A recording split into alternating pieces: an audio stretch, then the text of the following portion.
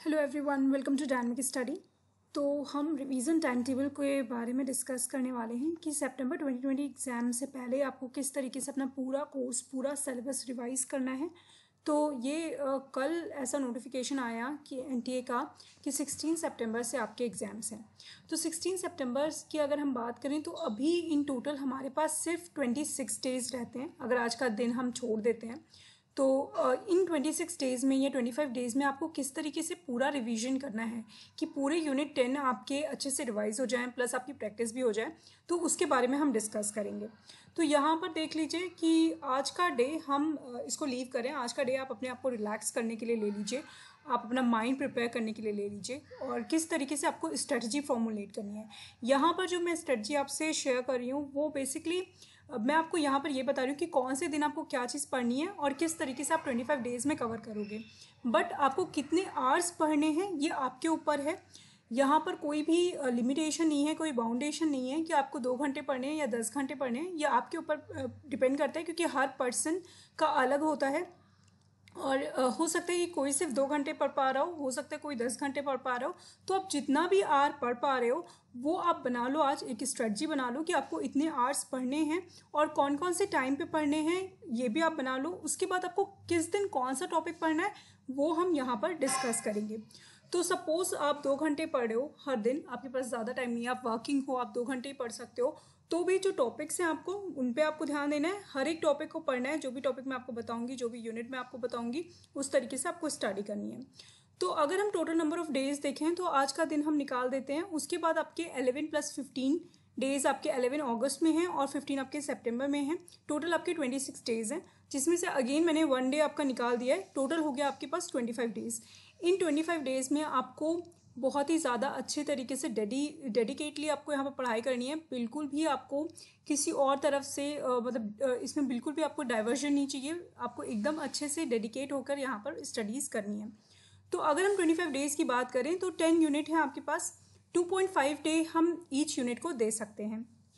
तो चलिए देख लेते हैं। अब 2.5 डेज़ में भी आपकी यहाँ पर लेस इंपॉर्टेंट और ज़्यादा इंपॉर्टेंट यूनिट, या फिर आप कह सकते हैं ज़्यादा time consuming unit and less time consuming unit में हमने यहाँ पर डिवाइड किया हुआ है। तो किस तरीके से हम यहाँ पर करेंगे, किस तरीके से कवर करेंगे ये देख लेते हैं। तो सबसे पहले आपको क्या करना है, सबसे पहले यहाँ पर 22, ठीक है, यानी कल सैटरडे से आप इसको स्टार्ट कीजिए। सबसे पहले हम टीए से स्टार्ट कर रहे हैं, टीचिंग एप्टीट्यूड यूनिट से हम स्टार्ट कर रहे हैं, जो कि आपकी फर्स्ट यूनिट है। तो आपको करना क्या है, आपको डेली एक यूनिट, उसके साथ साथ आपको मैथ्स का एक टॉपिक, मैथ्स का कोई भी एक टॉपिक जिस पे आपको प्रैक्टिस सम सॉल्व करने हैं वो आपको करना होगा। और उसके साथ साथ आरसी या फिर डीआई आपको सॉल्व करनी होगी। इसके बारे में मैं आपको बताऊंगी।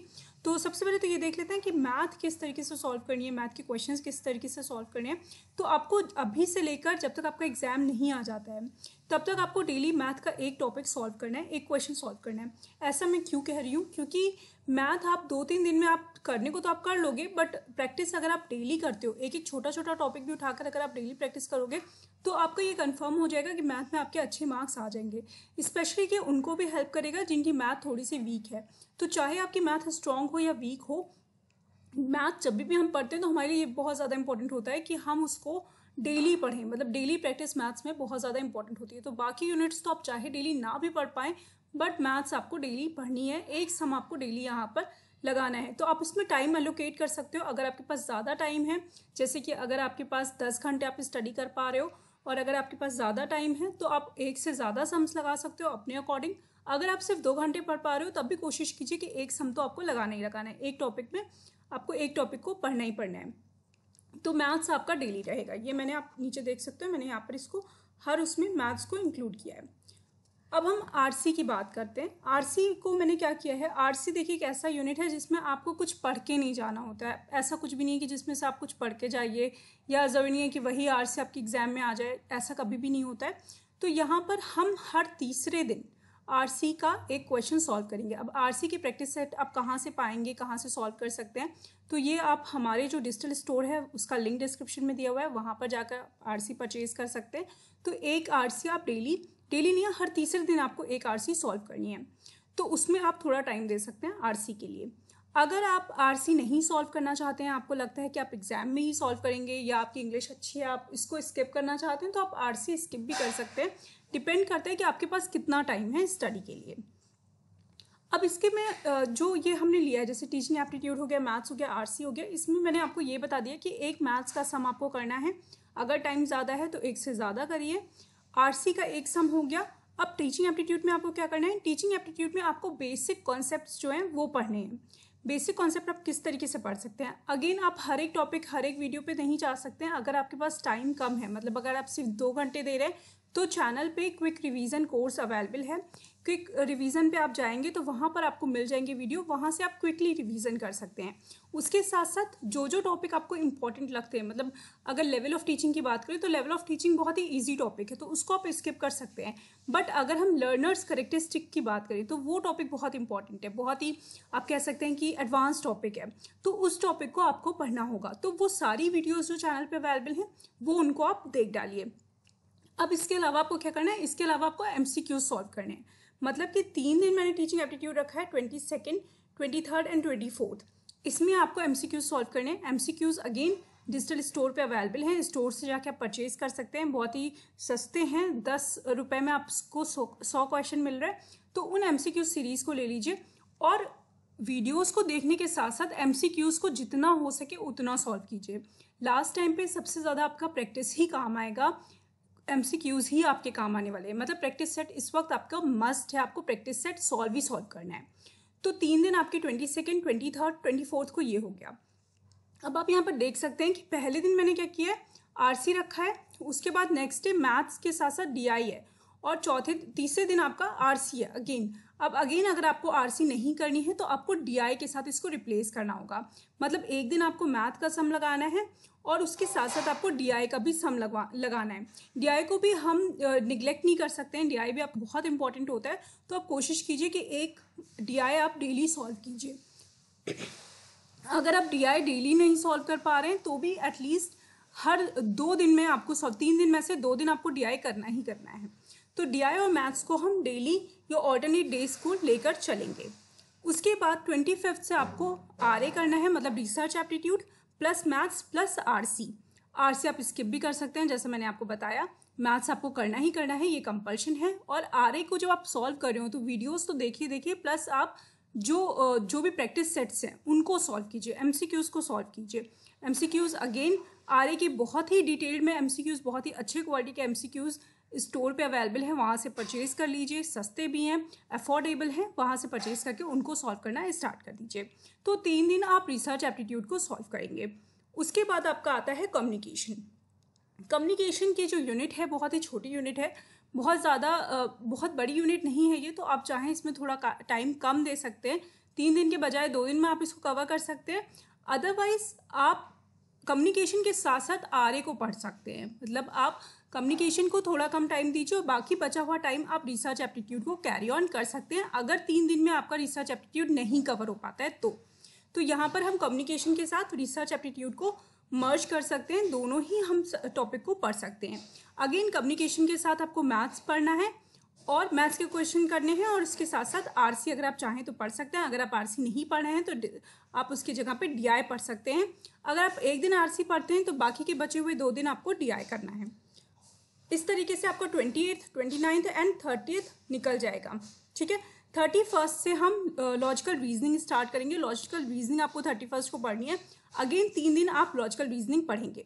लॉजिकल रीजनिंग के बाद आप देखेंगे कि यहाँ पर मैंने ICT रखा है, मतलब 3 दिन में अगर आपका लॉजिकल रीजनिंग नहीं कंप्लीट होता है तो आप ICT के साथ साथ, ICT अगेन थोड़ी इजी यूनिट हो जाती है। अगर आपने कंप्यूटर्स पढ़ा हुआ है अच्छे से, आपको थोड़ा उसमें कॉन्फिडेंस है, तो भी आप लॉजिकल रीजनिंग को ज़्यादा टाइम दे सकते हैं और ICT के साथ इसको क्लब कर सकते हैं।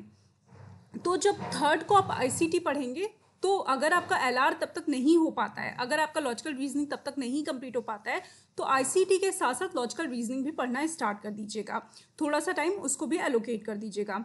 तो 31 को हम LR मैथ्स एंड RC करेंगे, उसके बाद 1st को LR मैथ्स एंड DI करेंगे एंड 2nd को again LR maths and DI करेंगे।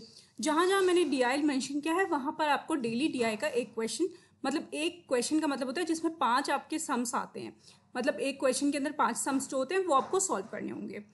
इसको किस तरीके से सॉल्व करें, तो अगेन जो प्रीवियस ईयर क्वेश्चंस है वो सॉल्व कर लीजिए। अगर आपको कहीं पे भी प्रैक्टिस नहीं मिल रहा है डीआई के लिए तो प्रीवियस ईयर क्वेश्चंस एक बहुत अच्छा कंपाइलेशन हो सकता है, उसको आप सॉल्व कर सकते हैं। और जो भी प्रीवियस ईयर क्वेश्चंस हैं उनको सॉल्व करेंगे अगर आप डीआई के, तो डीआई आपका स्ट्रांग हो जाएगा। तो थर्ड को आपको आईसीटी करना है, ठीक है, आईसीटी मैथ्स और आरसी। उसके बाद फोर्थ को again ICT maths RC, sorry maths and DI, plus fifth को आपको आईसीटी मैथ्स एंड डीआई, मतलब कंप्यूटर मैथ्स एंड डीआई। अगर आपके पास एलआर आपका उतना स्ट्रॉन्ग नहीं हो पा रहा है तो आईसीटी के साथ एलआर को मर्ज कर दीजिएगा। आईसीटी को थोड़ा कम टाइम दीजिएगा, या आईसीटी अगर आपका 2 दिन में कवर हो जाता है तो लास्ट का जो बचा हुआ दिन है उसको आप एलआर को दे सकते हैं। इसके बाद हमारी बचती है 2 लास्ट की unit, that is people and environment और आपकी higher education. People and environment again हम 6th, 7th एंड 8th को करेंगे। पीपल एंड एनवायरमेंट अगेन थोड़ी लेंदी यूनिट है और इसके लिए अगेन मैं आपको यही बोलूँगी कि वीडियोस अवेलेबल हैं, उन वीडियोस को देख लीजिए। बहुत ही डिटेल वीडियो हैं और बहुत सारे क्वेश्चंस उनसे आते हैं। दूसरी बात यह है कि करंट अफेयर्स भी बहुत इंपॉर्टेंट होता है पीपल एंड एनवायरमेंट का, तो वो भी करंट अफेयर्स भी मैंने दिया हुआ है। 2-3 दिन में मैं जो जितने भी आपके बचे हुए करंट अफेयर्स हैं वो भी मैं अपलोड कर दूंगी डिजिटल स्टोर पे, और वहाँ से भी आप करंट अफेयर्स पढ़ सकते हैं, परचेज कर सकते हैं, और वहाँ से आप उनको सेट्स को पढ़ सकते हैं। मतलब हर मंथ का मैंने सेट अपलोड किया हुआ है, कुछ बाकी हैं वो भी मैं अपलोड कर दूंगी। तो उसमें क्या होगा, आपका 20 रुपीज़ में आपके पूरे सेट, मतलब पूरे मंथ में जितना भी इंपॉर्टेंट टॉपिक है पीपल एंड एनवायरमेंट से रिलेटेड वो आपका दिया होगा। तो उसको क्या करना है, आपको सिर्फ एक बार रीड करना है। अगर एग्जाम में उसमें से रिलेटेड कुछ आता है तो आपको तुरंत वो रिकॉल हो जाता है और वो चीज़ आप सॉल्व कर सकते हैं। तो पीपल एंड एनवायरमेंट आप इस तरीके से कवर कर लेंगे। बेसिक वीडियोस देख लीजिए, करंट अफेयर्स देख लीजिए, प्लस इसके एमसीक्यू सॉल्व कर लीजिए। प्रीवियस ईयर क्वेश्चन सीरीज जरूर फॉलो कीजिएगा, डिजिटल स्टोर पे भी अवेलेबल है, वहाँ से भी आप सॉल्व कर सकते हैं प्रीवियस ईयर क्वेश्चंस। और मेरी जो वेबसाइट है, ठीक है, जो हमारी वेबसाइट है डायनामिक स्टडी की, वहाँ पर प्रीवियस ईयर क्वेश्चंस मैंने बहुत सारे अपलोड किए हुए हैं, तो वहाँ से भी देख सकते हैं, वहाँ से भी आप फ्री में सॉल्व कर सकते हैं। प्रीवियस ईयर क्वेश्चंस इसलिए भी बहुत इंपॉर्टेंट है क्योंकि अक्सर क्वेश्चंस रिपीट होते हैं। अगर एग्जैक्टली सेम नहीं रिपीट हो तो भी आपके कुछ ना कुछ मिलते जुलते तो रिपीट होते ही होते हैं। प्लस आपको ये भी आइडिया हो जाता है कि क्वेश्चंस फ्रेम कैसे होंगे। तो प्रीवियस ईयर क्वेश्चन सॉल्व करना, एमसीक्यू सॉल्व करना बहुत इंपॉर्टेंट है। जो भी मैं यहाँ पर यूनिट मेंशन कर रही हूँ उनके उसका मतलब ये है कि आपको यूनिट तो पढ़नी ही पढ़नी है, प्लस आपको previous year questions and MCQ solve करने हैं। अगर आपके पास इतना टाइम नहीं है तो कोशिश कीजिए कि पहले आप एमसीक्यू सॉल्व कर लीजिए, और उनके साथ साथ जो मेन वीडियोस हैं, जैसे पीपल एंड एनवायरमेंट की जो मेन 10 वीडियोस मैंने दी हुई हैं, एडिशनल वीडियोस के अलावा जो मेन टॉपिक्स हैं आपके, जैसे आपका प्रोटोकॉल्स हो गया और एनवायरमेंटल एक्ट हो गया, इन सब की जो वीडियोस हैं इनको आप अच्छे से पढ़ लीजिए। उसके बाद अगर आप सुनते भी हैं उसको, मेन पॉइंट आप उसके नोट डाउन करते जाते हैं, सुनते जाते हैं, तो भी आप एग्जाम में बहुत अच्छे से मार्क्स ला सकते हैं, बहुत अच्छे से एग्जाम को क्वालिफाई कर सकते हैं। अब हम बात करने वाले हैं हायर एजुकेशन के बारे में। हायर एजुकेशन को हम पढ़ेंगे 9th, 10th and 11th day को, और तब तक इसके सारे करंट अफेयर्स भी आपको अवेलेबल करा दिए जाएंगे। उसके साथ साथ जो हायर एजुकेशन के करंट अफेयर्स मैंने बहुत सारे बनाए भी हैं वो भी आप पढ़ लीजिए। नेशनल एजुकेशन पॉलिसी भी इसमें इंपॉर्टेंट है, वो भी पढ़ लीजिएगा, उसके भी क्वेश्चंस मैं करा ही रही हूँ, उनको भी सॉल्व कर लीजिएगा। उसके बाद हायर एजुकेशन जो है आपका, ये थोड़ा सा लेंदी है, थोड़ी लेंदी यूनिट है, तो इसको आपको क्या करना है, इसको अच्छे से आपको डिटेल में पढ़ना है। हायर एजुकेशन के साथ किसी भी को मर्ज मत कीजिएगा, किसी भी यूनिट को मर्ज मत कीजिए, ना हायर एजुकेशन ना पीपल एंड एनवायरमेंट, इन दोनों यूनिट के साथ आपको किसी दूसरी यूनिट को मर्ज नहीं करना है। हाँ, मैथ के क्वेश्चन और डीआई के क्वेश्चन आपको सॉल्व करने ही करने। अगर मान लीजिए कि मैथ और डीआई के लिए आपके पास टाइम नहीं भी बचता है तो भी तब तक आपने इतने दिनों तक, मतलब ऑलमोस्ट 10 डेज तक आपने मैथ्स एंड डीआई सॉल्व किया है, तो आपके पास सफिशिएंट प्रैक्टिस हो गई है, ठीक है, तो उस दिन आप स्किप भी कर सकते हैं। अब चलिए बात करते हैं बचे हुए दिनों की, that is 12th, 13th, 14th and 15th। ये जो 4 डेज हैं ये आपके रिवीजन के लिए हैं, प्लस टफ टॉपिक को रिकॉल करने के लिए हैं। जब आप ये सारे यूनिट्स पढ़ रहे होंगे तो आपको करना क्या है कि आपको हर एक यूनिट में जो टॉपिक आपको सबसे ज़्यादा डिफिकल्ट लगता है उसको आपको जॉट डाउन करके रखना है, उसको आपको नोट डाउन करके रखना है, और लास्ट में जब आपका रिवीजन होगा तब आपको उनको रिवाइज करना है। या फिर अगर आप कोई भी एमसीक्यू सॉल्व करते वक्त कोई गलती बार बार दोहराते हैं तो भी आपको उसको नोट डाउन करके रखना है और उसको रिवाइज करना है 12, 13 एंड 14, 15 डेज को। ये हमारा कंप्लीट प्लान है जो कि आपको फॉलो करना है।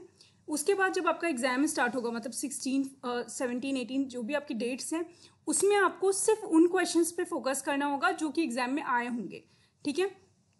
तो उस टाइम पे हमारी स्ट्रेटजी बिल्कुल चेंज हो जाएगी। तो हम 15 तक की स्ट्रेटजी मान के चल रहे हैं। जो ये स्ट्रेटजी यहाँ पर दी हुई है इसको फॉलो कीजिए अच्छे से, एंड आई होप कि इससे आपको बहुत ज़्यादा बेनिफिट मिलेगा। Thank you so much.